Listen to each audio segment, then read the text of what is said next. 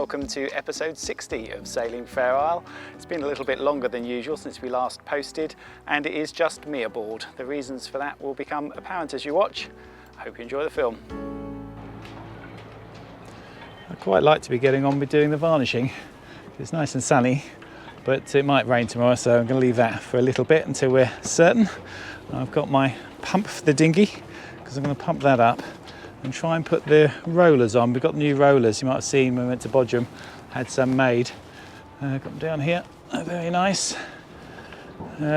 Really good profiled ones that bring the chain up nice and straight.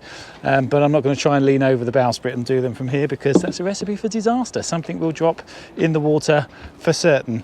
So I'm going to get the dinghy out and go underneath, so I need to pump it up.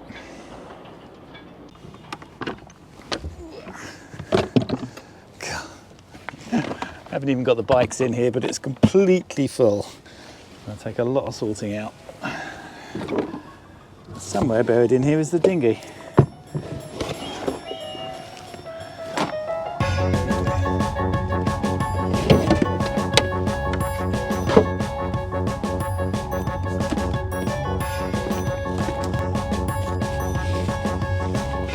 Yeah, True Kit's looking a little bit the worse for wear. But it's had 2 years of hard service. It's done really well. We're very pleased with it. Have lost the seat though, don't ask. It makes it lighter, so I'm just going to chuck her in.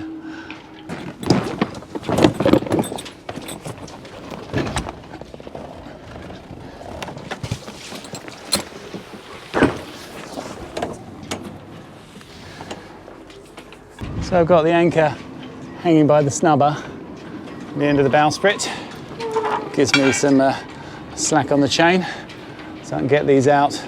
I'll just make sure I've got the dinghy right underneath it, so when I take the nuts off they don't drop in the water. Wish me luck.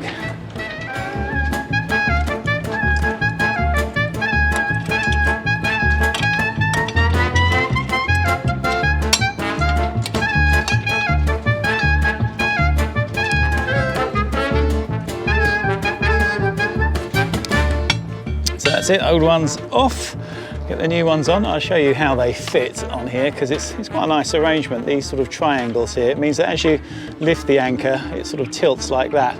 So it gives a much better angle for the shank to come up and over. And these big rollers help with that as well. The larger radius, those little ones, made it sort of difficult to come over. So that's one of the reasons I like these. But the main reason is that they fit just sort of nicely on the chain. The chain comes through it straight because it's made to fit, and it means there can't be any twists arriving at the gypsy, and it's the twist as it comes up. If it's got twists in it, that'll skip across. I mean, we've got a swivel in the anchor, but even so, you will get twists that arrive at the gypsy and start to really give it trouble, and that's what wears it, so I want to avoid that.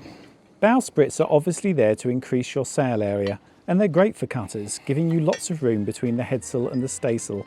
But don't overlook their usefulness as a place to mount the anchors. It's just a shame that marinas charge by overall length. It can make docking quite expensive.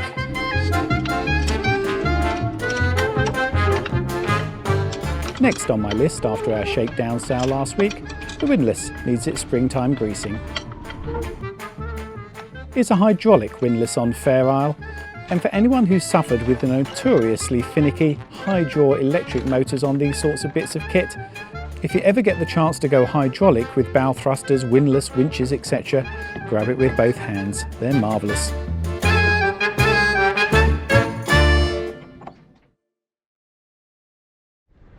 If you saw our last episode, you know our main problem was the mainsail. Okay, so I bought you some tea, but what are you doing? Thank you. Struggling.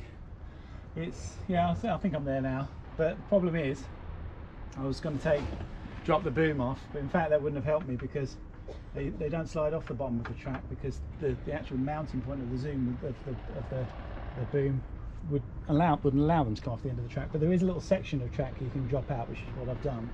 But the moment you take these cars off their track, all the little Delrin balls fall out. So yeah, it's a real nightmare. So you can see what I've done is I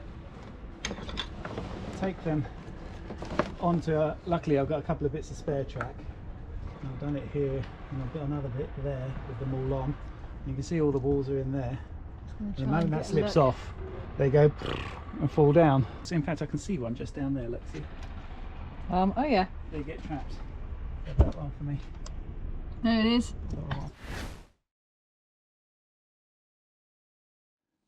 The search for new balls would have to wait though. We had a brief excursion planned back to our old job of making documentaries, and this one was right on the equator. Central Kenya, and a very remote area in the shadow of Mount Kenya. Travelling to an area where life is extremely basic, to the northwest of the mountain.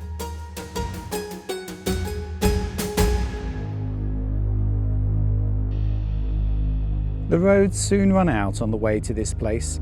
We were driving on, well, you can't really even call them tracks, and through quite a lot of wild animals.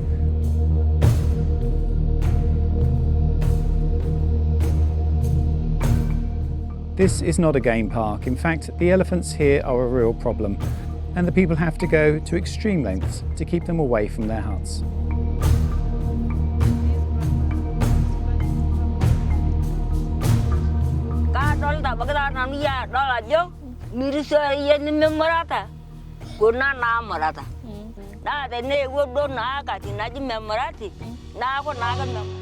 So that was a very nice but very busy trip to Kenya. It was a real privilege to be out there with the Maasai in the remote areas, but yeah, trying to do a 40-minute broadcast documentary in 2 weeks is not easy. So worked hard, and back here now working hard as well on batteries, because that's the next job to be done. And Judy's not here, she's staying in the UK just for a couple of days to see grandchildren, which means I can sort of spread out. It always ends up, even when I'm working in the engine room, with bits all over the place, but yeah, sort of makes things easier to try and get that done.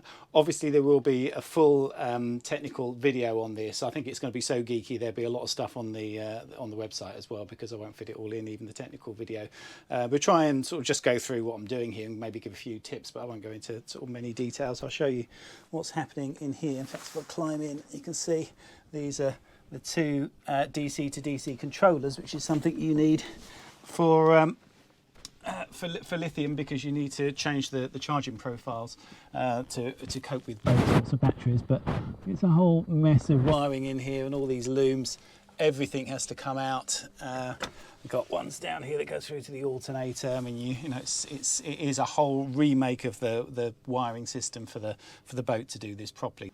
So at the moment I can't find my crimpers, so I'm going to have to find those, and then the first job is really to get these wired up, the two DC to DC chargers, so that I can actually charge the batteries before I put them in.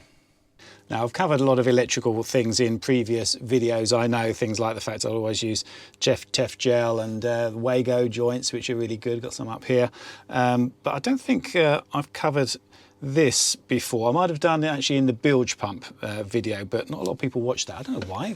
Bilge pumps, it seems to be a bit of a turn off, but they're really important, and I think it was quite a good video, so now watch that if you can. But what I'm going to cover here is using ferrules. There's a lot of equipment nowadays like these, the TR Smart DC to DC controllers that I'm using, or MPPTs are one of the main ones that people have now with a solar, and they just have the little grub screws in, and if you just pull back a bit of wire like that and put it in your grub screw, then you'll clamp it up, and you'll find that actually within a few months it works itself a little bit loose, because it just sort of springs back slightly. So it's much better to use a ferrule if you can. So this is a box of ferrules here. It's what they look like. It's really cheap. You can just get them. I just bought these off Amazon, all different sizes. You need this as well. So this is what actually clamps them up. It has the little hole. So you do that, and it just clamps them nice and square around it. So all you do is take back enough of this so it's going to go all the way to the end. Put a little bit of dielectric grease on. It's not liable to get any corrosion in here, but still good thing to do. Push it in, slide it all the way down. You should get to the point where you've got a little bit just sticking out the end there. And then get hold of this, then simply put that in and squeeze it right up. And and you'll see clamped properly up.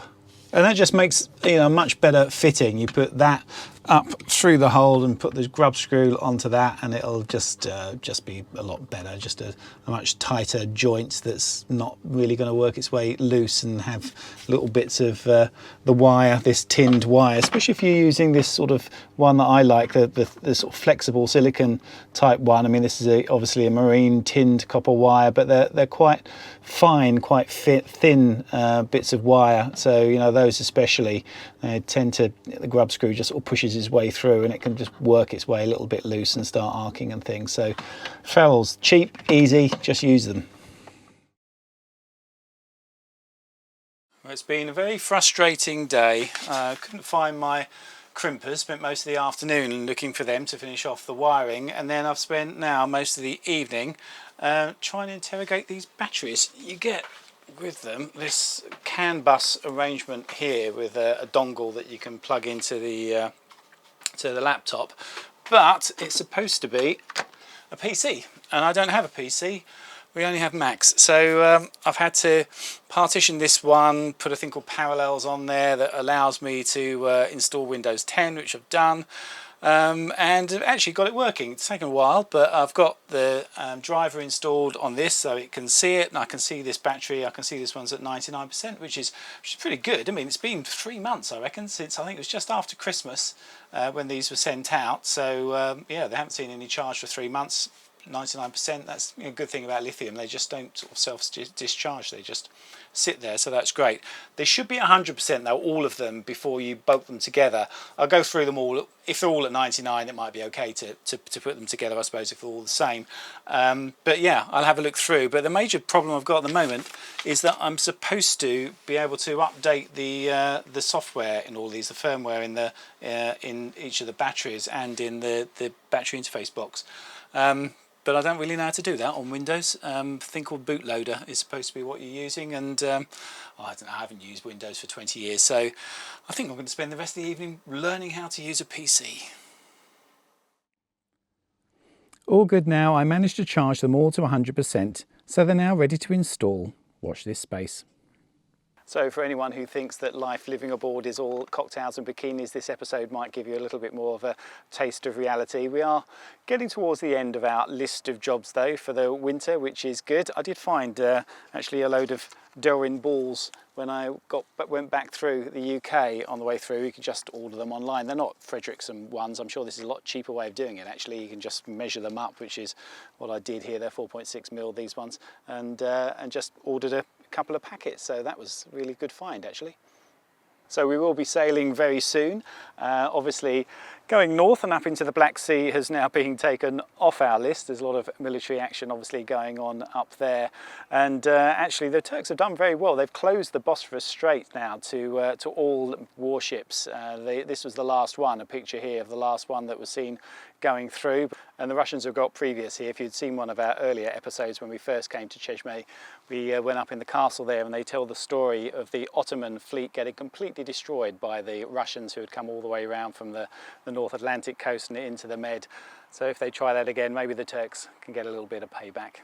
Well, this has been a little bit of a different episode this time, so I'm going to leave you with something a little bit different as well. Got a bit of music. When we were out in Kenya, we wanted some music for the documentary, and I asked one of the locals if there was any way of getting some, and he said, yeah, no problem. Went in, got his homemade guitar and played us this. Thanks for watching.